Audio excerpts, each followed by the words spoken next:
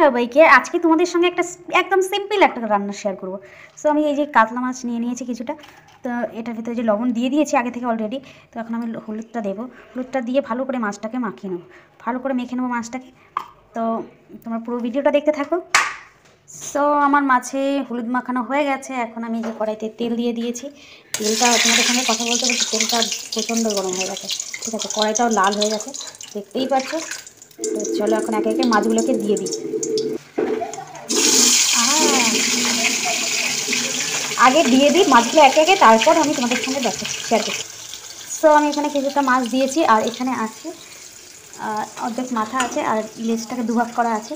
আর এদিকে আমার অলরেডি ভাতটা হয়ে গেছে, তো ভাতটাকে আমার নামাতে হবে। মাছটা আস্তে আস্তে হতে থাকুক, আর আমি চলো গাছ থেকে বেগুনগুলোকে তুলে নিয়ে আসি।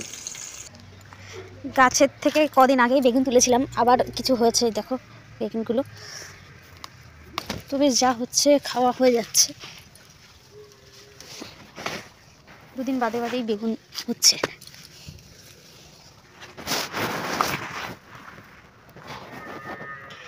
তিনটে হয়েছে, আর দেখি কোথায় আছে, আর আছে নাকি। আর তো দেখতে পাচ্ছি না, আর নেই। চলো বেগুনগুলোকে নিয়ে তিনটে বেগুন দিয়ে দিচ্ছি। তো আমি বেগুনগুলোকে আগে থেকে ভালো করে ধুয়ে তারপর কেটেছি, আগে ধুয়ে তারপরে কেটেছি জন্য দেখো যে উপর দিয়ে কালো কালো দাগ হয়েছে, কোনো ব্যাপার নয়।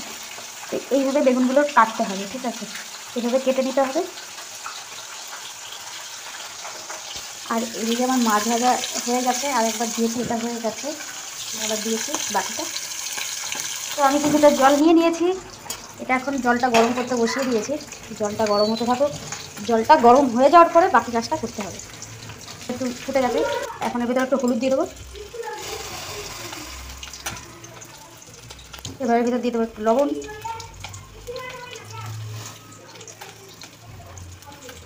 লবণ দেওয়ার পরে এইবার দিয়ে দেবো আমি মাছ।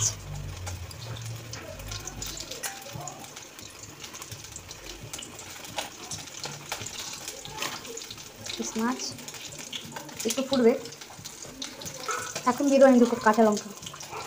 একে একে এবার বেগুনগুলো দিয়ে দেবো।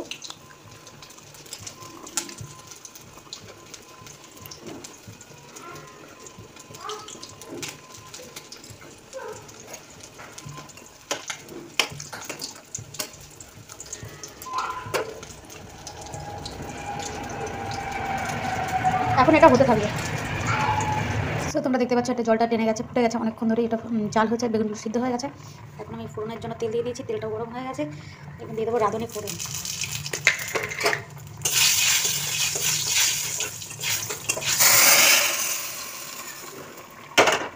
দিয়ে দিয়েছি, এটাকে নাড়িয়ে চাড়িয়ে এর ভিতরে একটা স্পেশাল জিনিস দিতে হবে, যেটা হচ্ছে জিরের গুঁড়ো, ভাজা জিরের গুঁড়ো।